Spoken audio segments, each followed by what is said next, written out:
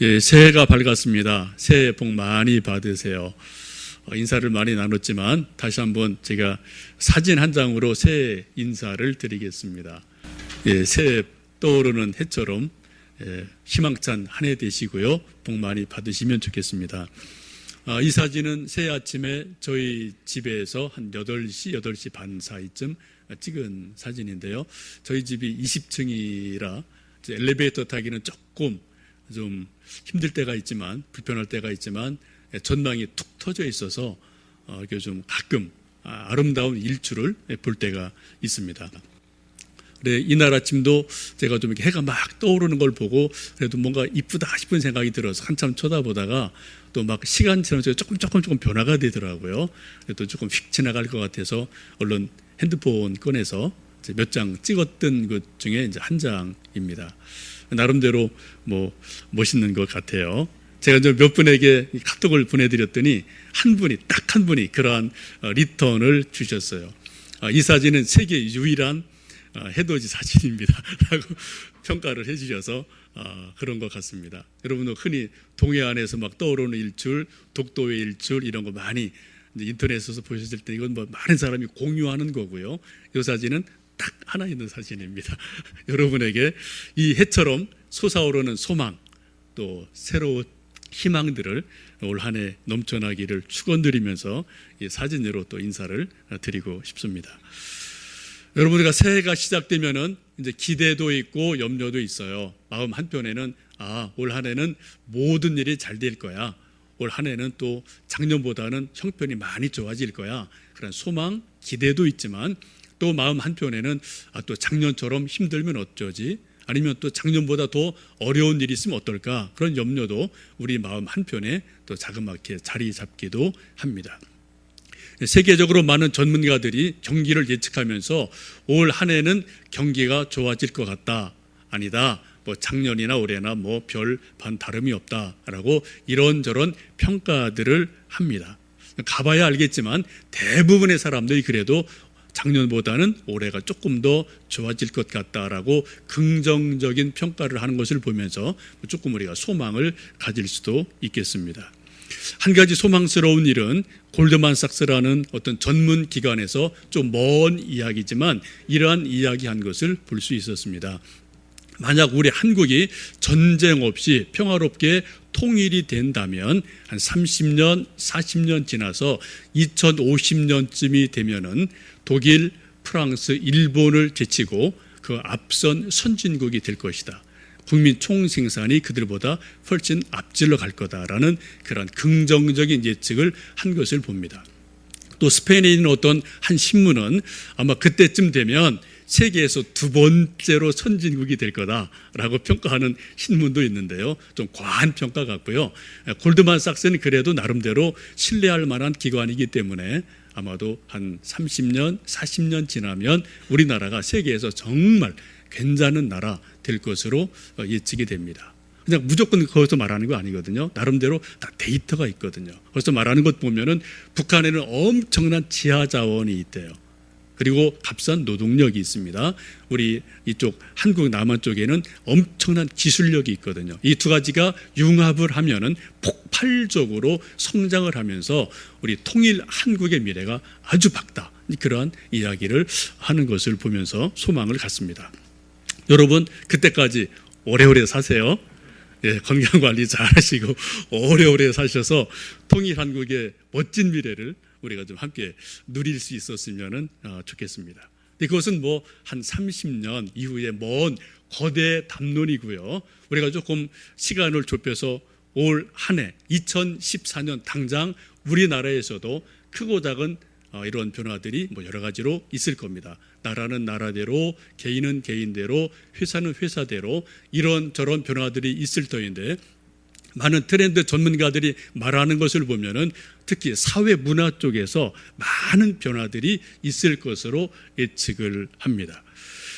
우리 한국 문화의 특징을 이 트렌드 전문가들은 스웨그라는 단어로 이렇게 나타내고 있습니다. 좀 낯설은 단어예요. 근데 이 단어의 사전적인 의미는 뭐 훔친 물건, 작물이라는 거 있죠. 뭐 그런 뜻입니다.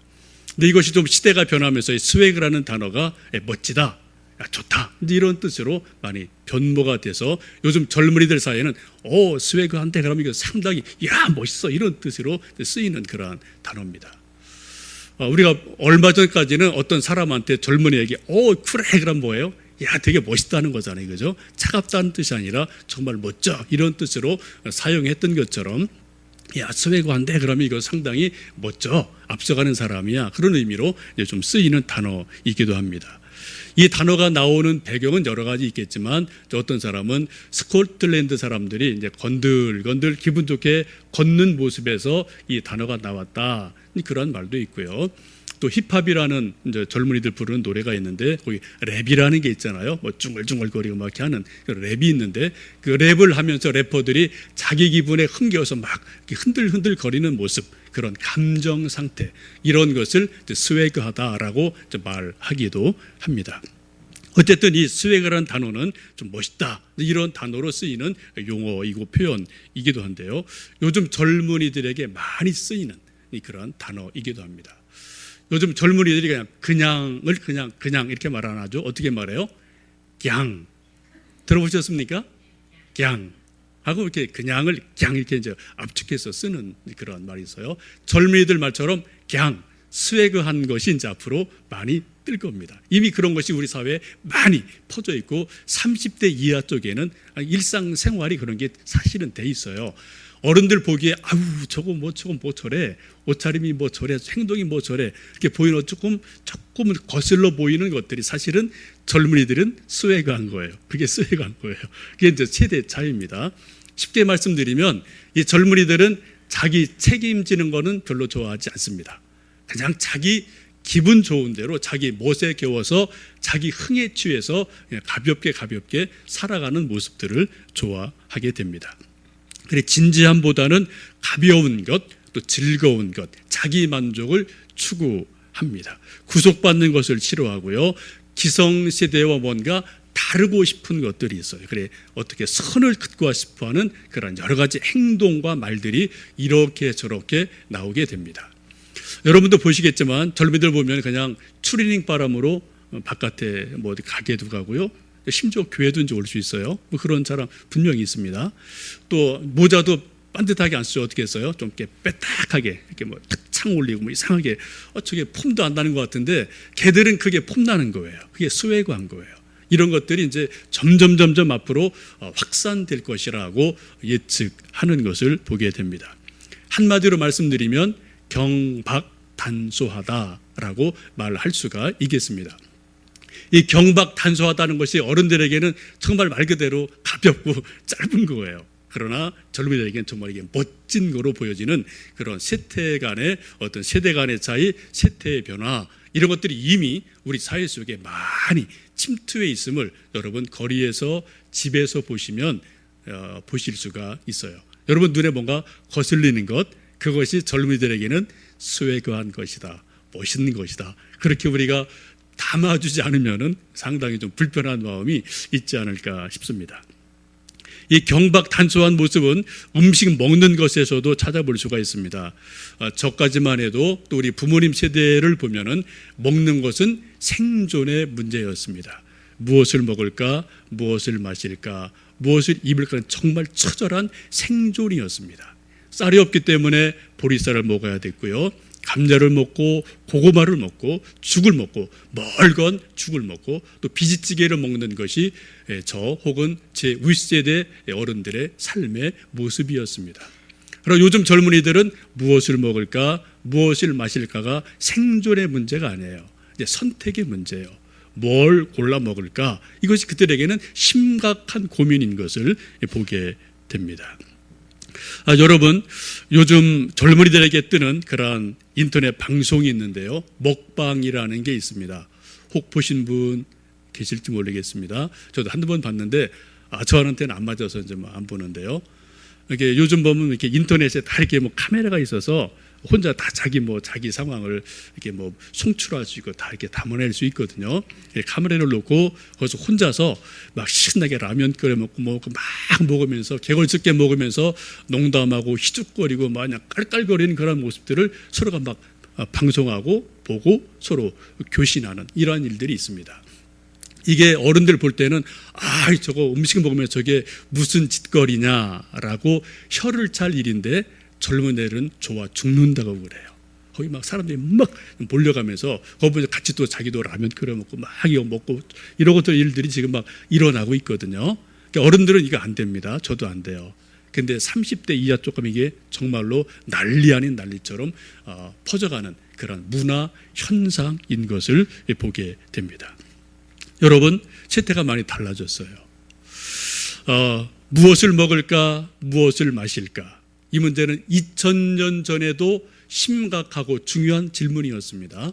그런데 지금도 오늘도 사실은 심각하고 중요한 질문이죠. 그래 일부는 어떤 나라는 일부는 정말 생존의 문제로 무엇을 먹을까, 무엇을 마실까를 새끼를 걱정하면서 음식 문제를 고민하는 사람들이 있어요. 그러나 대부분의 사람들은 우리 형편에서는 아직은 그렇지 않고요. 선택의 고민인 것을 보게 됩니다.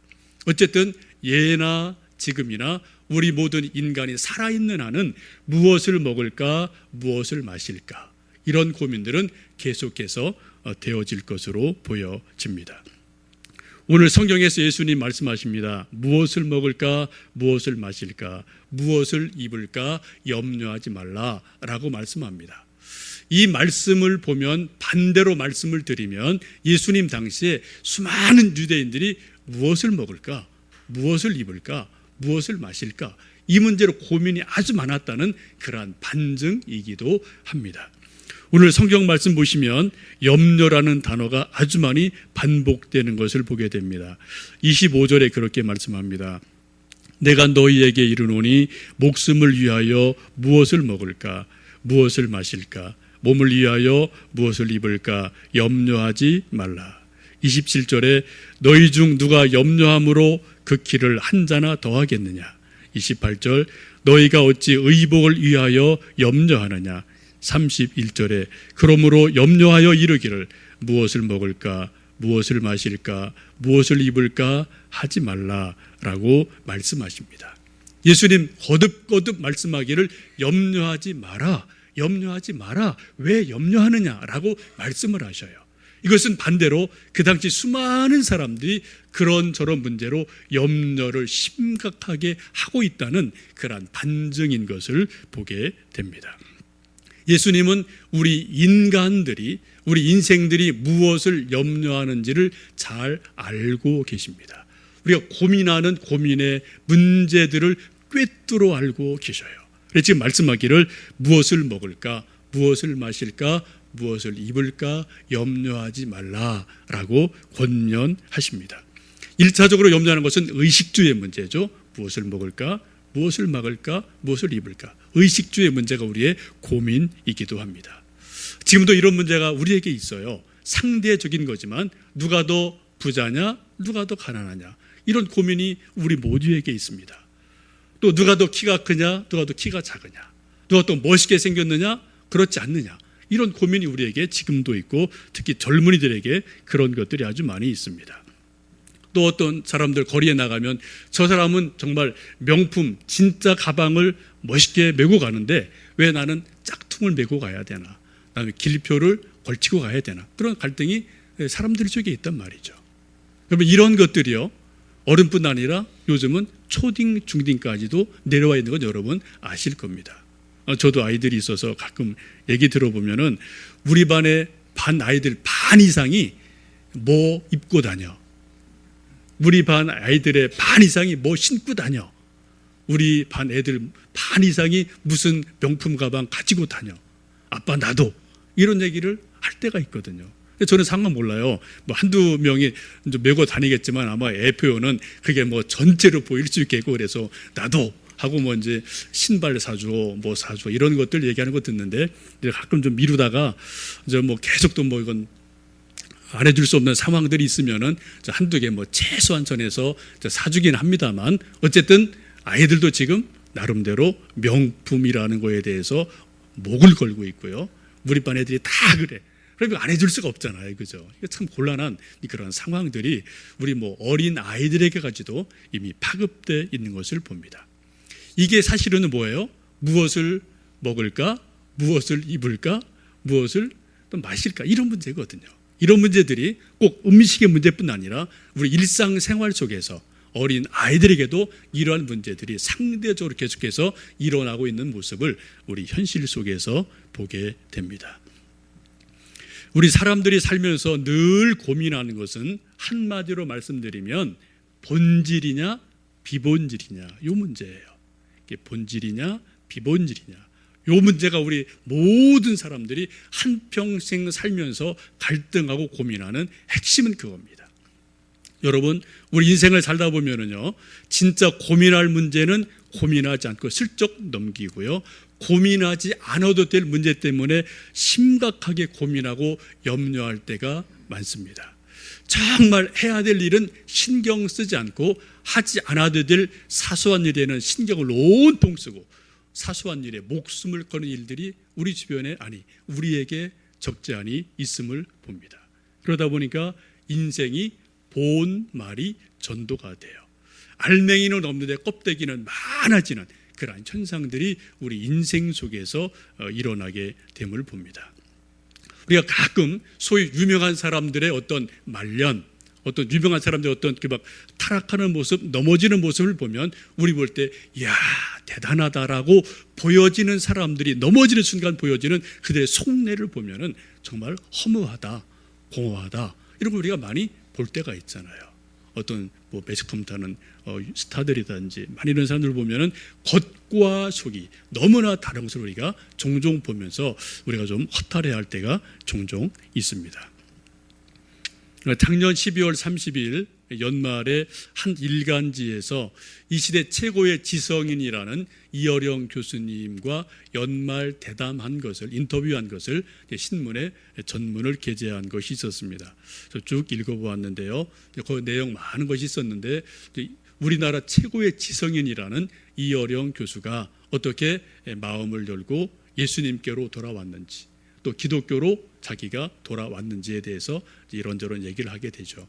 아시는 것처럼 따님이 어떤 실명의 위기에 있고 많은 육체적인 고통을 당하면서도 아버지에 대해서 절절하게 예수님을 소개하고 복음을 전했을 때 그 무너져 내리는 딸의 모습을 보면서 최고의 지성인이라는 그 자부심과 지성도 그 딸의 호소와 하소연 속에서 부질없이 무너져 내리더라. 이제 그런 것을 보면서 정말 내가 그것이 계기가 됐지만 내가 주님께로 돌아왔다. 이제 그런 고백을 또 간증을 여러분 들어보신 적도 있을 겁니다.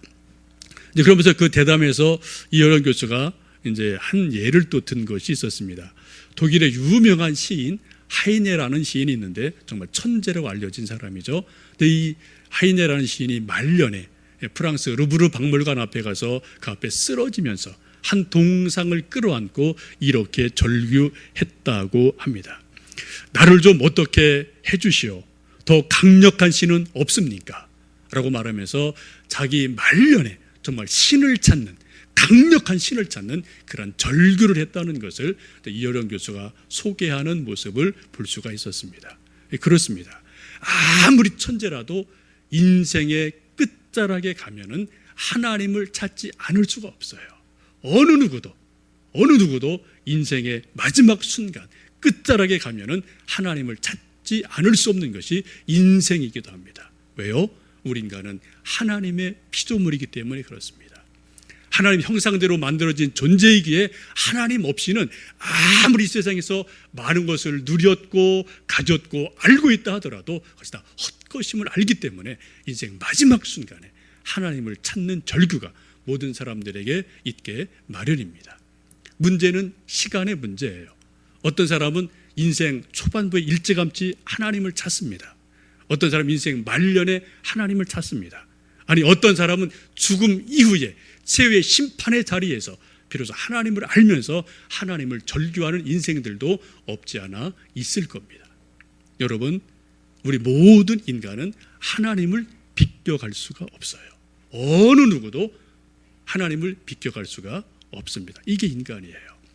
마치 사람들이 1년 하루를 살면서 이 강렬하게 찌는 태양을 해를 비껴갈 수 없는 것처럼 벗어날 수 없는 것처럼 우리 모든 인간은 하나님을 벗어나서 비껴가면서 진정한 삶을 살 수가 없게 됩니다. 오늘 예수님 우리에게 그렇게 말씀합니다. 그러므로 너희는 먼저 그의 나라와 그의 의를 구하라. 그리하면 이 모든 것을 너희에게 더하시리라고 약속을 하십니다. 곧 우리 인생에는 우선 먼저 할 일이 있다는 거예요. 우선 할 일이 있고 나중에 할 일이 있다라고 말씀을 하고 계십니다. 소위 인간의 인생에서 성공적인 삶을 살았다는 모든 사람들의 특징이 하나 있다면 먼저 할 일을 먼저 한 사람들이에요.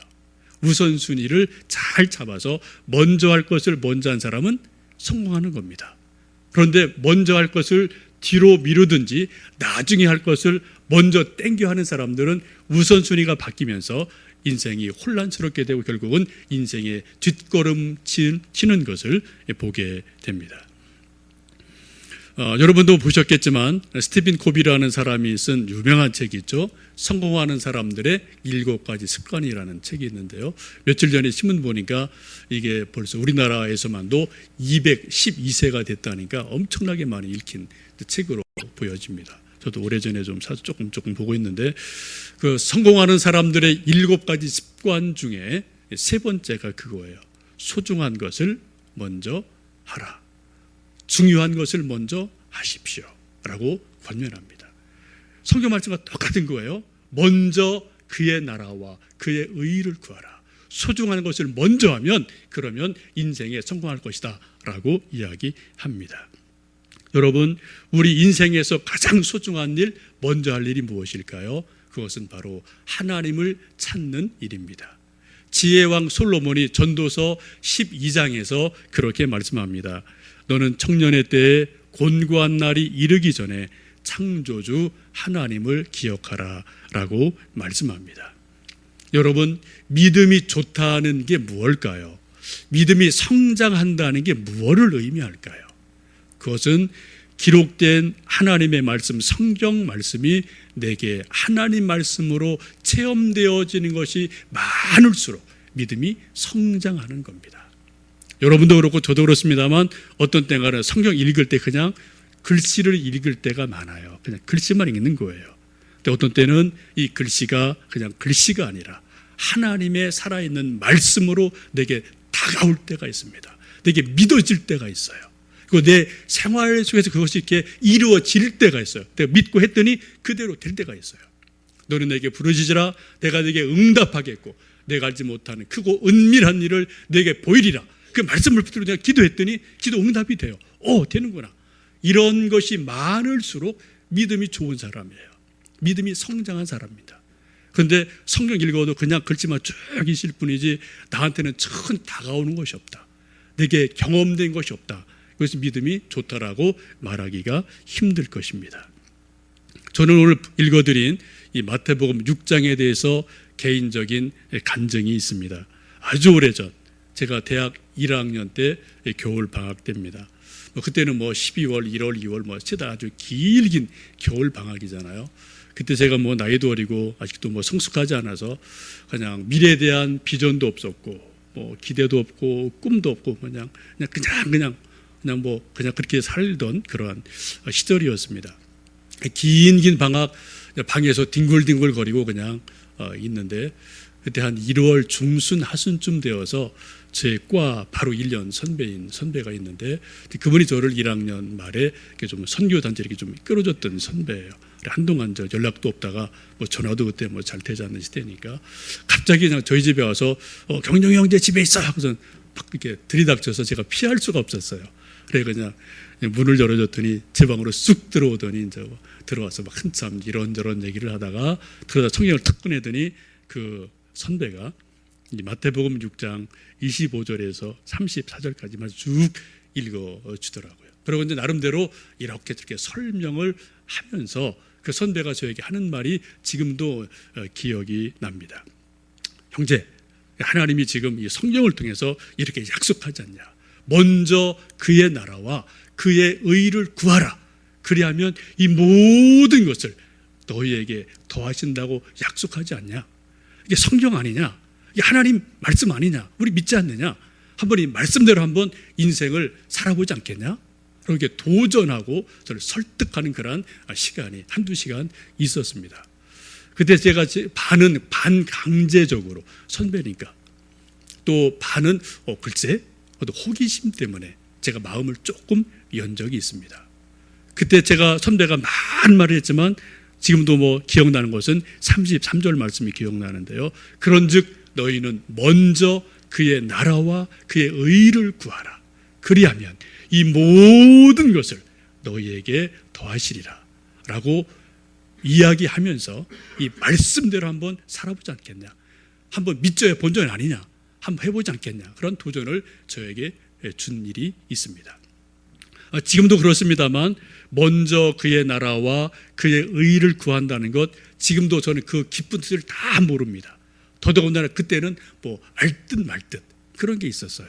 그래도 그런 생각은 들었어요.